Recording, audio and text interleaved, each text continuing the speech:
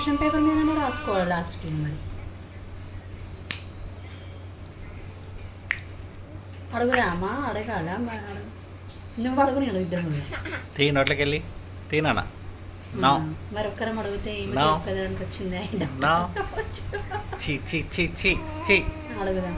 మరి అంతే No. కదా, ఎట్లా చేసుకుంటారు? ఆ, ఇప్పుడు 8th టేబుల్ ఇచ్చింది అనుకో, వాళ్ళకి గుర్తు పెట్టదు. సడన్గా ఎట్లా మమ్మీ. చేసుకుంటారు? కష్టమవుతుంది కదా.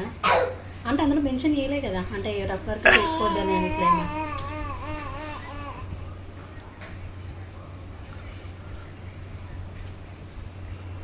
సరే ఇక మనకు ఆమె చెప్పింది ఇది చెప్పింది మనకు అర్థమవుతలేదు కదా, అడుగుదామా ఏమంటుందో ఇద్దాము. నేను మెసేజ్ చేస్తాను, నువ్వు కూడా ఇవి ఏమంటుందో ఇద్దాం, ఇద్దరికి రిప్లై ఏమి ఇస్తాడు అని అడుగుతుంది. సరే ఓకే సరే.